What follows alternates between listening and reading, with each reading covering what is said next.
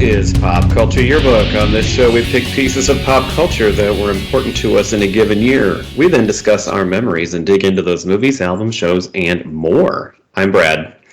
I'm Pete. And I'm Giff.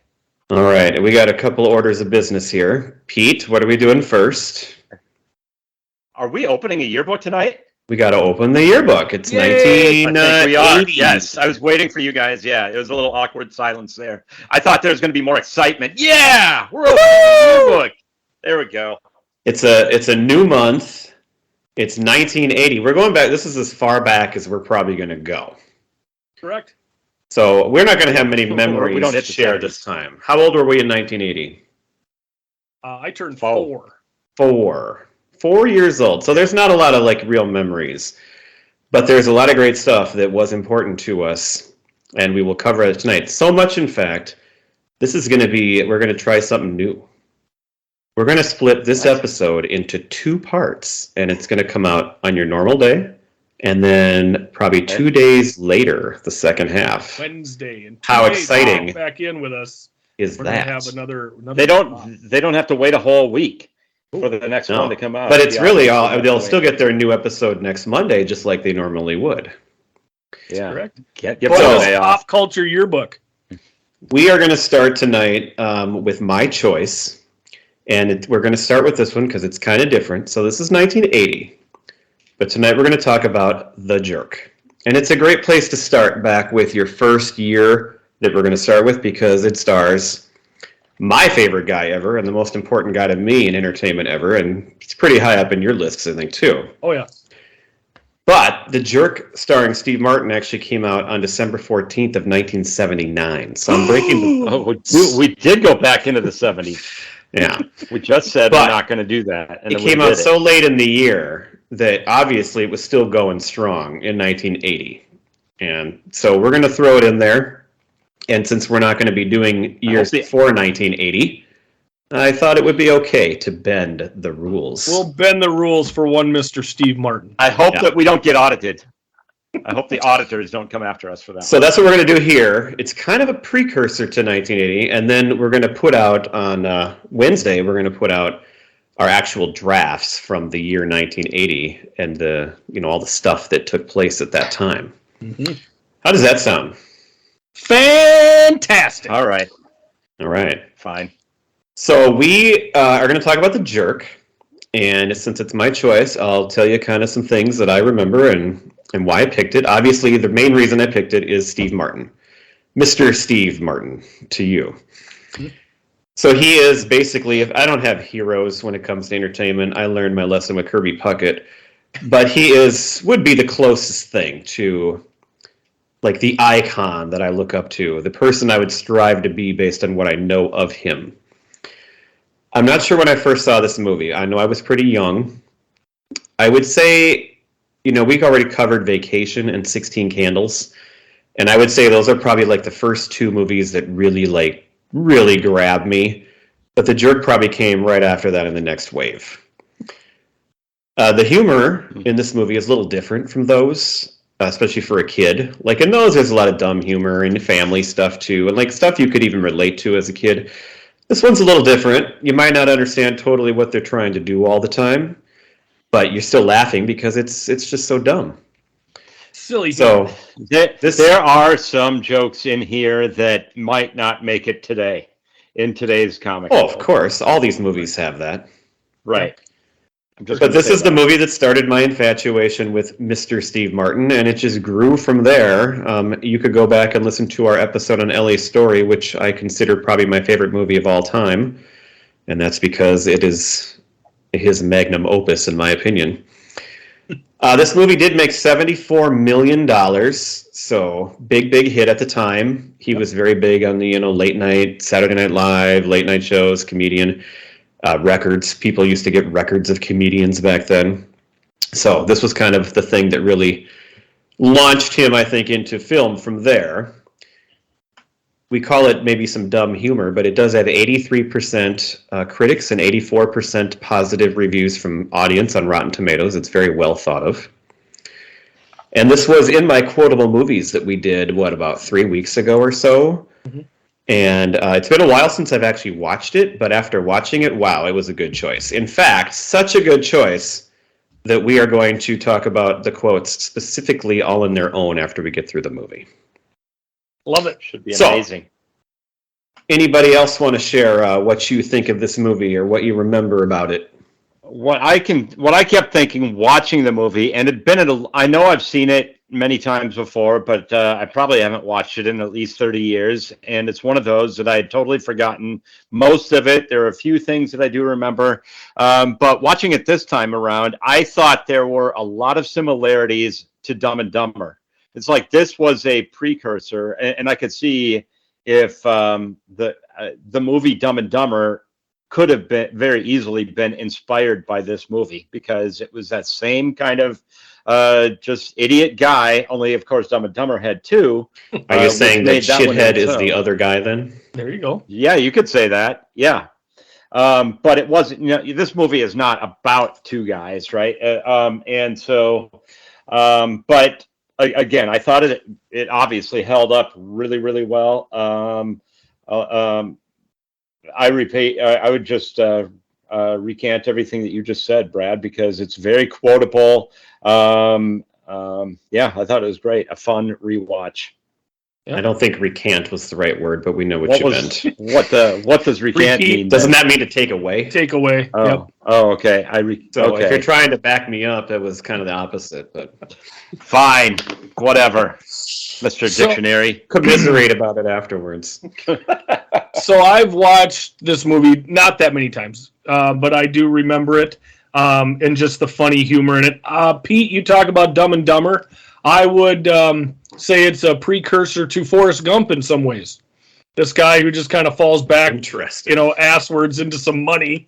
Obviously he's, Well- it's just his tale and how he goes about his life, and then That happened in Dumb and Dumber too, though. They fell into money towards the end. well, yeah, they had to give it all back. You might want to hold on to that one. But there was a good section of the movie where they were living in a wealthy Yes, lifestyle. opulence. I do, which- though. That's agree. actually ahead, Brad. actually one of the things that reminded me of Dumb and Dumber about this movie.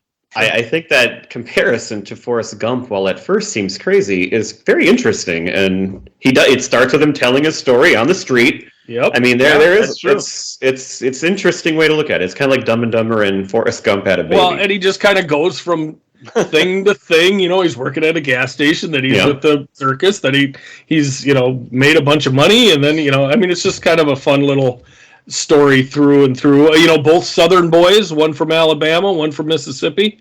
So Wow, you yeah, thought this out. I did a little bit. Not Okay. fully formed, but just a little bit. So yeah, and again with Steve Martin, it's going to be great. So yeah, that's what So I I got. find we haven't really talked about this in a while, or before we did this. To me, I just assume this movie is up there with one that we've all seen over and over and over. But it sounds like it's been a long time. And in Gifford's case, you haven't seen it as many times as I guess I would have assumed. No, I would probably say maybe 5 or 6. Wow. Yeah. All right. Well, it'll be fun to hear what you thought then. Pete already said it held up, so that's good to hear. Mm-hmm. Cool, of course. All right, so the way we're going to talk about this movie is, we've been writing our little synopses lately. I have one written. I'm going to break it into 5 sections, and I'm going to read a section, and then we're going to talk about that part of the movie to try to keep things on track. And we'll throw in a few, the famous quotes from the movie. But when we're all done, what we're actually going to do is draft our favorite quotes from this movie. So we'll hit on 15 of the very best memorable quotes when we get all the way through here.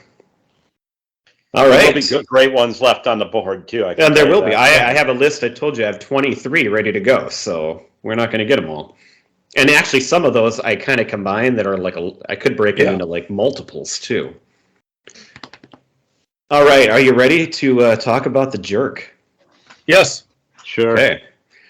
The Jerk, starring Steve Martin and directed by Carl Reiner, is the story of a 34-year-old white man who thinks he is the teenage son of a black family. And I wrote that because Steve Martin, he was 34 at the time, but he's playing a teenager. And I should read, well, hang on.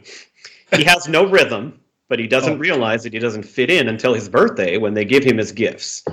His mama decides now is the time to tell him that he was actually left on their doorstep and he isn't their natural son. He's adopted. Lying in You bed. mean I'm going to stay this color? Anyway, sorry. Can I Go ahead. Yes, you may. Lying in bed that night, he hears some big band music and realizes that he can tap along to the beat. This opens his eyes to a whole new world of possibilities, so he hitchhikes his way to St. Louis, and along the way he learns a few lessons and acquires a dog, Shithead. All right, so we're going to get through basically him getting the dog and the fire. We'll get to there. Sure. So the first thing I was going to say that I waited till I got done, but you brought up Forrest Gump and Dumb and Dumber. I will bring up Walk Hard again. All right. I love that he's, this fully formed adult man, but he's supposed to be playing like this kid, just like John C. Reilly did throughout early parts of Walk Hard. So it made me think of that. But it also being set on the farm and everything, it even kind of, they make you think of that. All right. What did you guys think of this part, or what are your notes on the first part of the movie? Well, just the beginning, when he starts talking to the camera. Of course, right away we've got, he's breaking the fourth wall. And just the beginning where, he has, I was born a poor black child. I mean, that sets the tone right there. Something's not quite adding up. Yeah, this isn't quite right. So, yeah, it's outstanding. And the complete and utter lack of rhythm, watching him, I was trying to think, because he's a musician, he knows rhythm, he's very well versed. So to think of trying to get it wrong so perfectly, I thought was just genius. Just the clapping or the stomping or whatever it was. Well, and he's famous for the way he moves and his dancing, and he can pull that off so well. But that whole scene is great. The song "Pick a Bale of Cotton," the way the rest of them are all just so on. It's it's great. But watching him sitting there, and that's what's fun. Because he doesn't stick out enough, right? I mean, he's the one white guy in this whole household, but then they have to add to the fact that, he has absolutely zero rhythm. Pete already brought up that. Oh, go ahead. No, I was just going to say, you're going to bring up the line that I rudely interrupted you with where he realizes, you mean I'm going to stay this color? And the whole but she says, "I'd love you if you were the color of a baboon's ass." Right. It's the whole scene, that whole section of the movie you just described is very comical, but at the same time, it's very touching as well, because you can see how good of a relationship he has with his family. He loves his family, doesn't care that, or he doesn't even realize that he's different, and he's just a normal part of the family in his eyes, and they love him. And then as he's about to leave, it's emotional too, and the father is giving the fatherly advice, talking about the shit and shinola. This is shit. this is shinola. That's his whole life lesson right there. Shit, shinola. Lord loves a working man. Don't trust Whitey. Then, of course, the funny part of this is that he's leaving, and they all say their goodbyes, but he's going to hitchhike, and he's literally hitchhiking at the end of the driveway. And so later that night, they say, "How do you think he's doing?" And one of them just looks out the window and says, "How you doing out there, Maven?" And he's still right there. And then he gets to ride all the way to the end of the fence. Yeah. Where are you headed? To the end of that fence right there? Okay. And he's just so appreciative of it, too, when he gets out. And they can still, after he gets out, the family can still hear him out the window. Well, so his issue there is he trusted Whitey. Yeah, don't trust Whitey. Well, there's a hitchhiking montage where he does make his way eventually into the city. He finds this dog, and he thinks that the dog is the reason why he finds him is because it comes to his hotel room barking, and he thinks that he's warning them of a fire when, of course, it's just a dog barking. And they evacuate the whole hotel, and they find out there was no fire. And then this guy says, "Don't call that dog old lifesaver. Call him shithead." And therefore, he calls him shithead to the rest of the movie. Okay. Yep. He's just such a sweet, kind soul. The elevator doesn't go all the way to the top, unfortunately. Right. All right. Shall we go on to part 2 of the movie? Now he's Yes, made please. his way into the city. Eventually, he Well, meets Jackie. no. There is actually one thing I want to point Okay. out that I thought was really funny when he's still hitchhiking, and the guy pulls over and he goes, "St. Louis?" He goes, "No, Nathan Johnson." That is funny.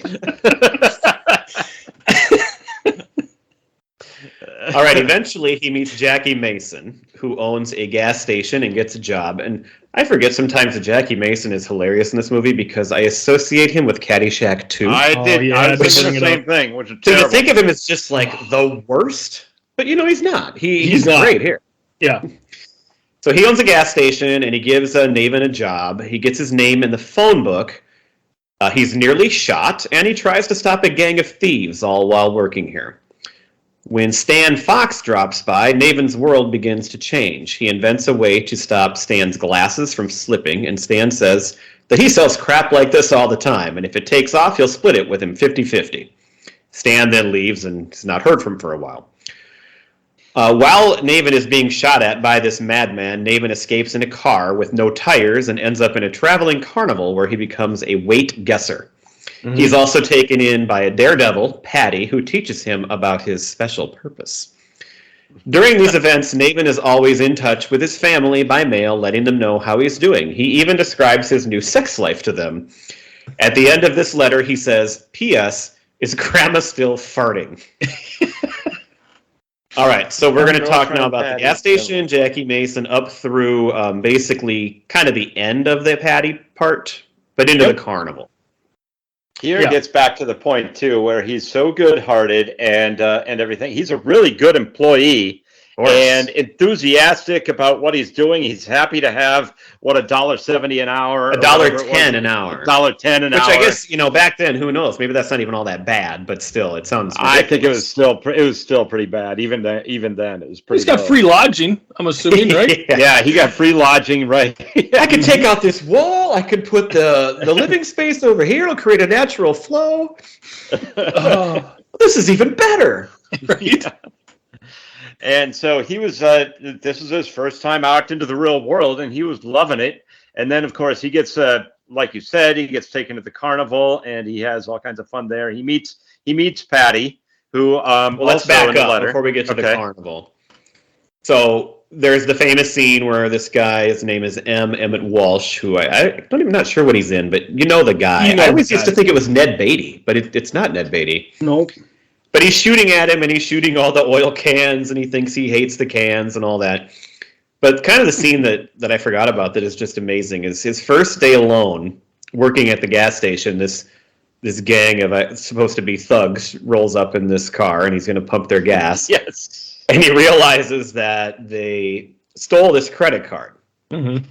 And, before that, so the quote is, it's Mrs. Nussbaum's credit card. Yes. I thought it was Newsguard, or maybe it was Nussbaum.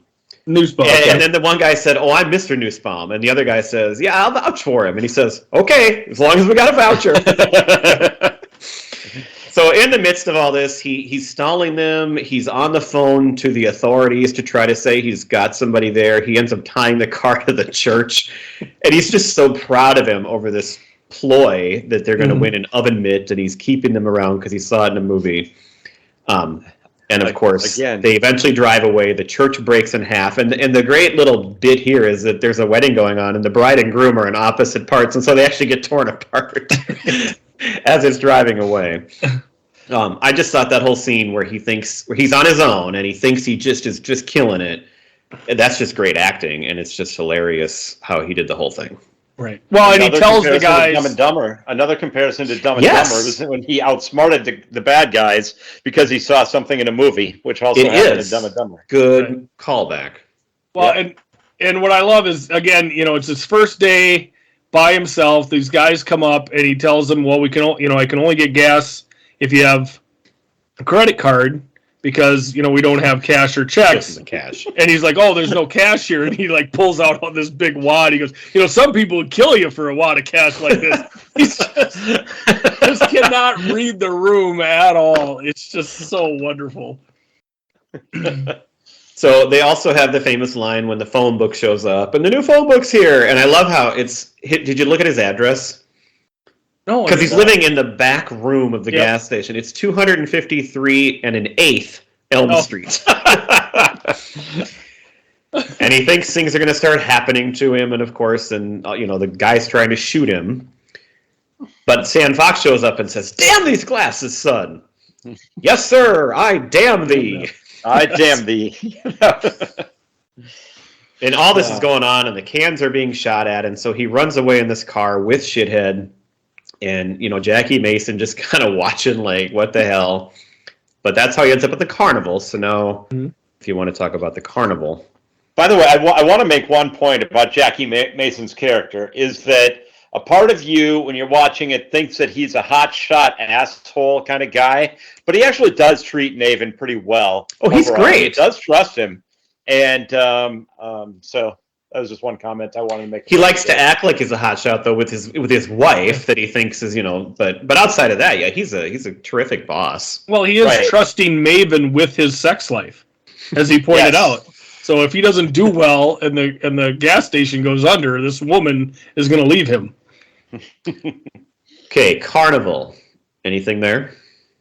Well, this is, of course, the big swing here is, him figuring out what his special purpose is for. Mm-hmm. This is like a ride. Right? And, I like her line, I'm going to guess your weight, just... Well, you're so thorough. I'll guess your height, or your weight, or your sex. Right. I love, too, because he also is really bad at the weight guessing as far as, like, trying to get people to come to him. Right. And then he learns that it's a profit deal. Yeah, that dawns on him. All businesses are profit deals, but for him, he just can't quite get it figured out. I think the great part here, too, it's all funny. Him and Patty, it's all funny. Right. But he tells his family all the details. Yes. And that he promised me a blowjob. He may be getting another job. He may be earning more money because Patty. But it's funny with the family's reactions, because there's like the one son who's always kind of got the smirk on his face, like he's laughing. But he's the one that knows what's going on. But the dad is like, understands it. That Patty must be a sweet girl. God bless her. Right. Some of them are naive, but the one guy, just with that, like you said, that smirk and the look on his face. Taj is his name. He gets it. His brother. Yeah. All right. So we're going to get to Bernadette Peters in a second. Do you have anything else about Patty or anything before that? It's just, she seems like a good time gal. She's very a fan of tattoos on her butt. She's very off-putting to me. I bet more people see that than the phone book. Right. That's right. That's a good one. See, and you're naming lines that I don't even have on my list for later. Right. It's just like every line. All right, so we're at the carnival now, and a little boy tries to take over the small train that Naven drives. So Naven has to try to save him, which leads to his meeting Marie, who is there. It's not his mom, but he's there with this boy. She's there with this boy. Naven, you can tell, is immediately smitten with her right away. Patty does not like this development, and she lets Naven know about it, but Marie ends up knocking her out. Yeah. Naven and Marie start dating, and they like each other, but she isn't sure if she can be with him since her mom always wanted her to be with a rich and powerful man. While Naven is bathing, she writes a letter to him and leaves, and so we'll just pause right there again. Sure. So I love when he steals the train and then he hits his head. He says, "I'm okay, I was protected by the bill of my engineer Fred cap." I love that the boy is just wearing a T-shirt that says bullshit. Bullshit, yep. This kid reminded me of Joe Dirt, like right off the bat. This is a young Joe Dirt. So Bernadette Peters, by the way, I found out, I did not know this before, but they were apparently an item at the time that the filming began on this movie. They met in 1977, her and Steve Martin. Mm-hmm. They were both on the Kenny Rogers celebrity softball team. And then a few months later, he asked her out after they were on Hollywood Squares together. Oh, wow. Excellent. Continues a theme of him being with the women in his movies, like Victoria Tennant in L.A. Story, who he met on All of Me. There's a comment I have about L.A. Story, a comparison to that movie, which I guess we can get. I'll just bring it up now. How she just randomly pulls out the trumpet and starts playing. Oh yeah, and it's sort of like the tuba, the tuba that, and and the girl in the woman in season 1 of Only Murders in the Building. Same thing. It's a random instrument that they love to play. It's a brass instrument. So I did like I don't know when if that they was were. a thing intentional or if it was just random. I don't think so, but it's a good thing to notice. I did like the scene on the beach where they're walking and he's playing the ukulele, showing his other talent. Oh, I love that scene. And I read that Steve Martin loves that scene and thinks it's great too, but apparently when it first filmed in the screening, like the audience didn't react to that the way that he wished, and so he's kind of let down by the reaction. But I think that scene and that little song they sing it's so awesome. It is. And then when she brings out the cornet, right? Is that what it is? Yes, cornet. At the end, which was great. But it's nice. Is that a trombone? Never mind. No. What I thought of was he's kept his sense of rhythm through this point. When he picked it up the first time, yeah, he's a new man. Playing an instrument, he's still kept his rhythm. So that was fun. So, and you can tell, he's with Patty, but he's obviously with her just because she's forcing him and because it's how he's learning. But even before him and Patty ever would break up, he's trying to ask out. What is her name? What's Bernadette Peters' name in this? Marie. He's trying to ask her out, and he can't. Maybe we won't go with him. But she just thinks he's the cutest and gets it. And then she asks what his name is, and he's like, "I'll tell you my name tomorrow. It'll give us something interesting to talk about." Now, it was difficult for him to tell her how he felt about her. I've got something difficult to say. I split the sheet I split, and on a slitted sheet I sit. I've just never been able to do that before. He's so relaxed with her. Yeah. So they end up in the back of on their little date in the back of a truck, and then Patty shows up and basically is going to beat him up, but Marie knocks her out, and so they're off from there.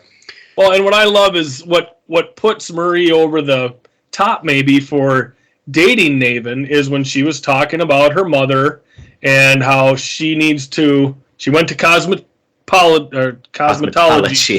school, and Naven couldn't understand how she could deal with weightlessness. She went to that school. Her mom put her through school so she could marry somebody that was going to be rich and powerful, basically somebody with a special purpose. Right. Well, Maven got one of those. Yeah, he's got a special purpose. So I just love how that got tied in immediately. Yes. And the first time when you think they're going to kiss too, he leans in and he just licks her straight up the face. And I always thought her reaction is so great, and I read that is not scripted.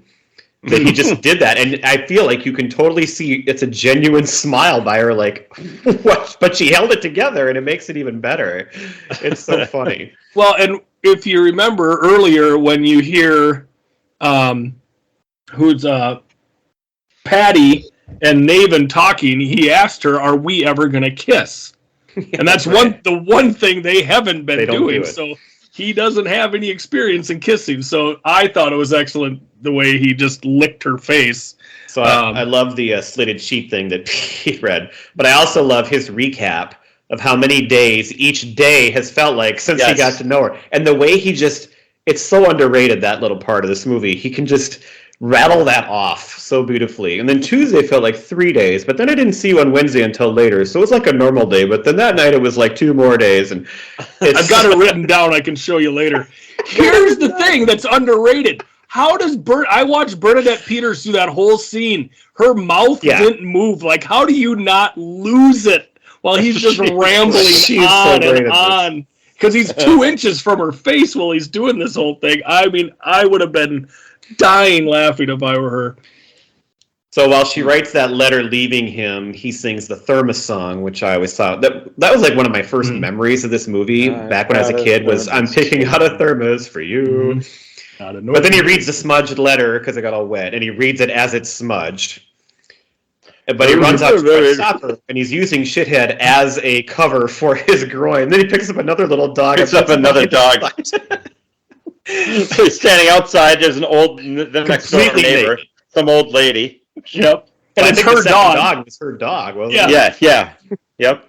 how do you not hose him down? She's holding a hose. If somebody goes to grab my dog to cover his ass like you would do. If you hold him down, then he's going to drop the dogs. You don't want that. Well, dog's not above his head, I don't know. I just thought it was great. So this is another turning point, because this is where then he writes a letter to his parents again, tells them that he's moving to LA because he wants to try to win Marie back. He says, "You'd love her, Mom. She looks just like you, except she's white and blonde." Right. All right, so I'm going to go to the next part, unless you have a little more about the thermos song or the tub or anything. No, I think all you right. got it. So the madman from earlier who tried to shoot him, who was on just a rampage, he wanted to kill just a random any average Joe, reappears, mumbling that as he's shooting him too. Random everyday son of a bitch. But he is now a private investigator, and he's there to deliver a letter. But he doesn't tell him that, so Naven freaks out and starts running, and we have this chase scene. And eventually he does catch him, and Naven reads the letter and learns that he's supposed to go meet again with Stan Fox, who, when he gets there, finds out that his invention, which is now called the OptiGrab, has taken off, and he's given a check for 250 big ones. Big ones. Which he doesn't look at the check, he just hears it from Stan. So when he goes to the bank, he thinks it's $250 and finds out it's $250,000. Well, and he is so pressed for cash at this point that $250 is a ton of money to him. I got one more paragraph here. Mm-hmm. Marie's mom calls Naven because she now learned that he has all this money because she read about it in the news, which reunites him with Marie. They end up buying a mansion and live the life of luxury, and the checks just keep on rolling in. So now the part where we get him reunited and he's all rich.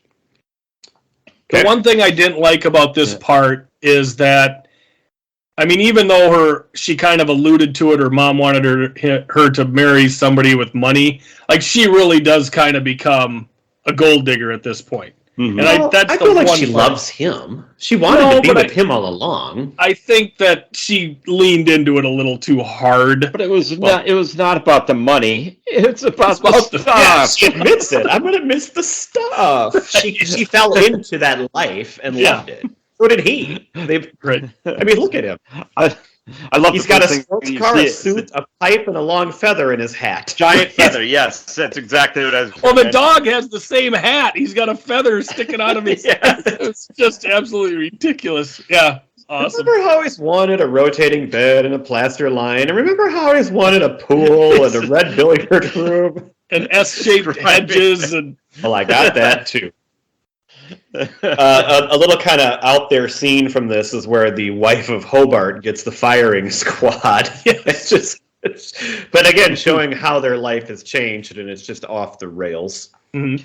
And then the guy comes in and they say, "There's a person here from a charity." Gotcha. He goes, "Oh no, I couldn't possibly accept that." But he learns about cat juggling. Yeah. Yes. And I love the video of the cat juggling. It's actually Steve Martin and a mustache. Right. We learn he's not good with money with all this money he has because he donates just a whole bunch to the cat juggling charity. Well, I did write. The credit here is Pig Eye Jackson is the cat juggler. That's credit in the... I did make a Dumb and Dumber connection here too. I just remembered the fight scene where they the people that are talking to him and they make like some negative comments about black people. Yep. And that they used the word back then. And he says, "Sir, you are talking to," and then this whole like kung fu fight scene, and it reminded me very much of the Jim Carrey fight scene in the restaurant. Sure, that's true. That's true. I love how they go take some unnecessary lessons. Right. And what was he? He was not put a balloon in your mouth. Oh yeah, he was I thought he was like a matador, but he was a knife throwing instructor. No, she took the other guy. Yeah. So and then of course when she throws the knife, she hits him right in the crotch, which is just great. Okay, so now we get to the final part. So you could see it coming. Unfortunately, Naven is publicly humiliated when the news comes out that the OptiGrab actually causes you to go cross-eyed after wearing it for too long. He becomes a bitter man, and he walks out on Marie. He becomes homeless, living on the street with nothing but a thermos that he traded everything that he owned for. Mm-hmm. But as he's sitting there telling us his story, Marie and Naven's family show up to get him, and we learn that his dad is actually a financial genius who was putting all the money that he'd been sent away and just building off of it.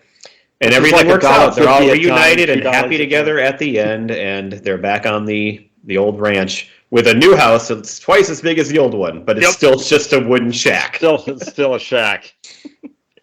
All right, so in the news story where they blow it all up and he loses everything, that's Carl Reiner, of course, you know, right? That's doing that. Of course. I love how they show how it affected him. The director, the car is going through all this stuff and goes off the cliff, and then you hear, cut! Right? Because he was cross-eyed and had no sense. 2 people were killed. Well, and what I love too is they're having a party at their house when this comes out, and like after people start leaving, and they all take, some of them take their glasses off, and of course they're cross-eyed when, and they're all mad at him. It's like, well, you were cross-eyed when you showed up too. Like, it was just kind of strange, right? But everybody just used him, and that's, they had what they wanted. He has to write a check to each person in the class action suit for $1.09. Right. I was thinking about Seinfeld in that scene where his royalty checks and he gets the claw hand. Yeah, he gets the claw hand and gets warped. This is the other scene I think I remembered the most as a kid, is when he walks out and he says, "I don't need anything except this. I need this ashtray, but nothing else. Well, I need this paddle game, the ashtray, the paddle game, the remote control, and this lamp. I don't need one other. I need this chair." The paddle game reminded me of Dumb and Dumber.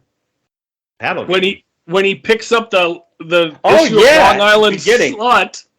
Remember, he was walking down the street and he's carrying a bunch of shit. With a bunch one of the things that he bought. Holy cow! Yeah.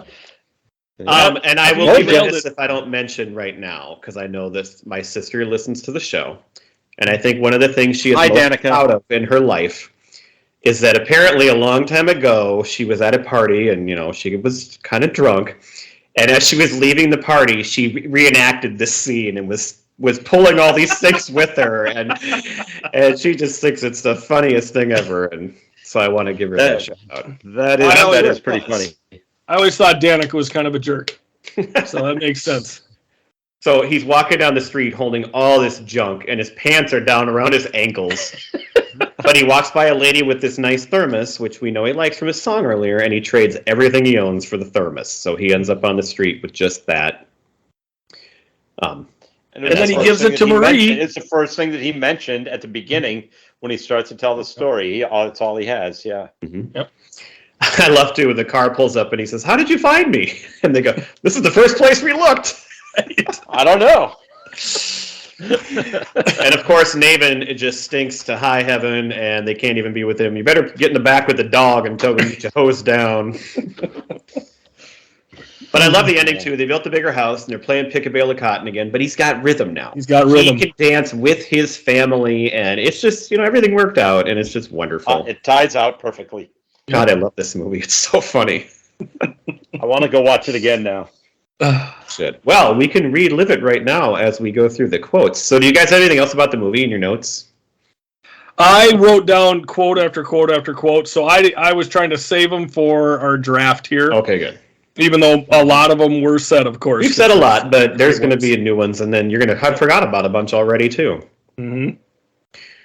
Okay, one thing we didn't do is decide who was going to go first in this one, but it'll be me. Oh, it'll be you, yep. That's how we do this. So you two decide quick who's going to go second. We can do it on air, odd or even. Okay, I'm going to do it. You just take it, Pete. Go ahead. There's so many in this movie. I'll go. Yep. Okay, so I'm going to start with, and I kept going back and forth. I'm like, oh, this is the famous quote. No, this is the famous quote. And I got probably 6 that I could start with, but I am going to go with, "He hates these cans." Yes. There's cans in there, too. 4 cans. Oh, my God. That And is awesome. I don't think I've said there's a lot of quotes I've repeated ad nauseum in my life, but he hates these cans. It's just that's always going to be up there. Mhm. So that's my number one. So it goes. I'm not going to pick this one, but it goes along with these cans are defective. That's It's part of the other same, one. Same That- scene. Yeah, I wrote That's that not, one down That's not too. my pick because I'm going to put that in the same. Yeah, Yep. there's a few I have where you same could have bucket. 2 or 3 that. So we'll see how you can do whatever you So- want though with the rest. Yeah. So I'm going to go with I was born a poor black child Excellent. right Yeah. off the bat. Right Yeah, off the bat. that's hard to pass up. Okay. That's excellent. I'm going with, you mean I'm going to stay this color?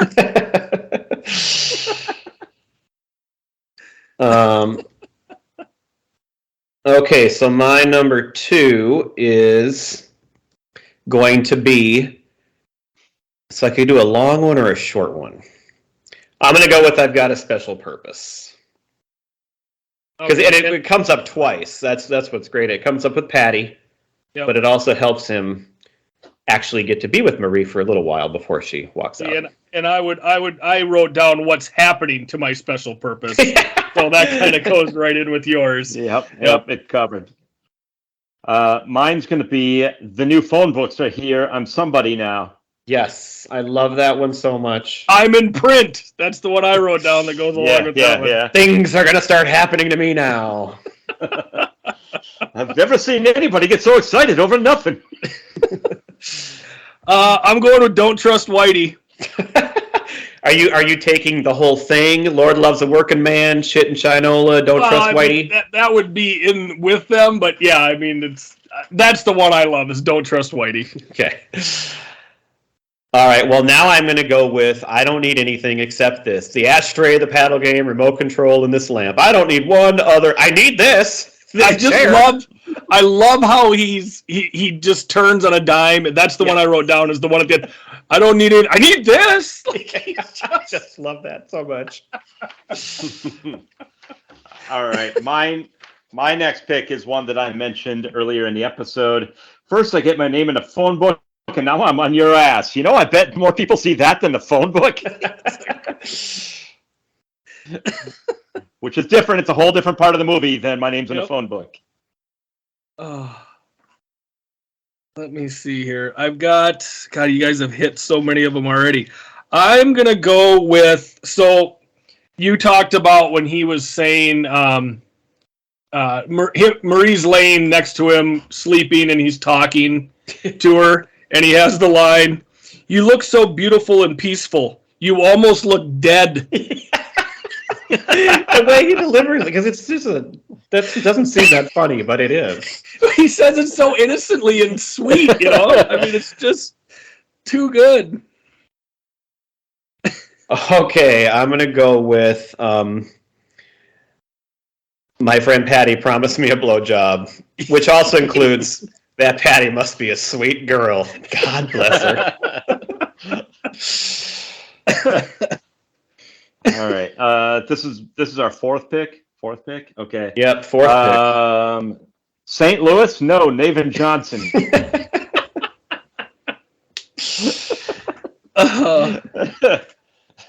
I'm gonna go with I'm picking out a thermos for you. Oh, just nice. the song. It's That's just a such nice a one. sweet, That's a nice one. just a sweet song. Oh, Not man, an so ordinary I've gotta- thermos for you. I got to pick my last one already. Yeah, I got so many to choose from, but I love because it's one I kind of forgot about. But seeing it the movie again, as long as we got a voucher. I mean, it's so great. All right. Mine is one that we discussed the scene, but didn't talk about this line. I can't make out the license number, but he's pulling a small church. So if you see anybody pulling a small church, chances are that's probably it.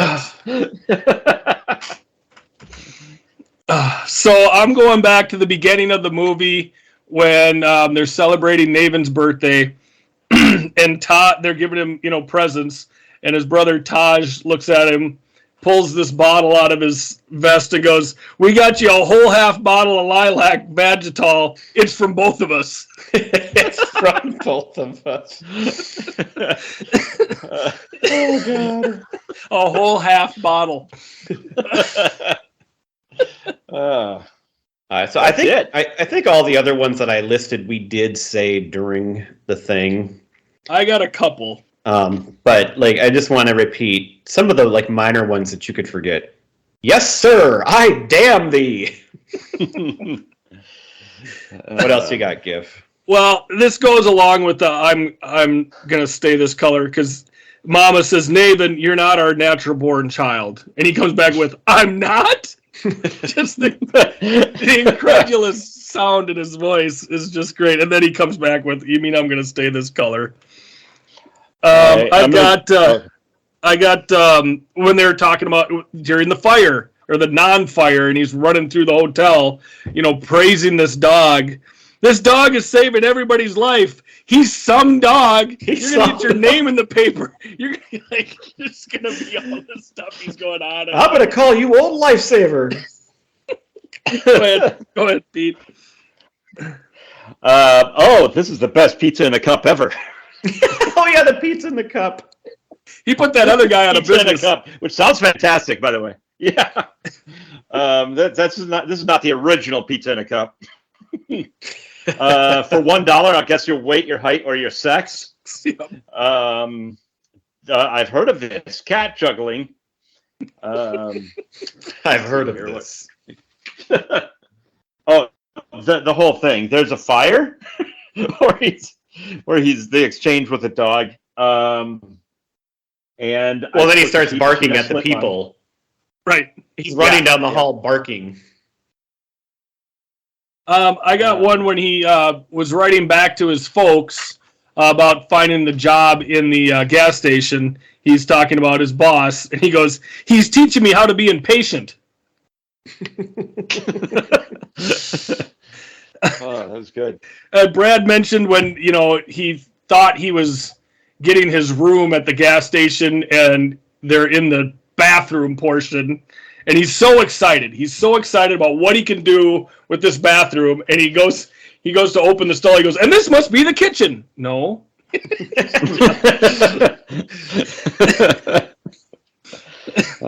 We could go on and on. I think Anybody else? Where's the one? I had one more in here. Where the heck was it? Oh, so it's the part where he ends up in, is it Patty? That's the biker lady. Yeah. And he comes into her trailer, and he says something about, like, I've only spent a little bit of time with you, but I can tell you're a very unclean person. Genuinely dirty person. And he goes, he's holding her helmet, and he goes, "What do you do with this?" And he gives it to her, and she throws it on the bed. He goes, "Oh, you keep it there." That's all I got. Anybody else have anything to add? $1.09. Oh. Mm-hmm. Yes. Go ahead, Pete. What were you going to ask? I was just going to say, who's somebody now? I think Preacher Row is somebody now. Preacher Row. All right, we'll come out with part 2 and see you soon, guys. Excellent. Thanks for listening. That was great. I loved it. P.S. Is Grandma still farting?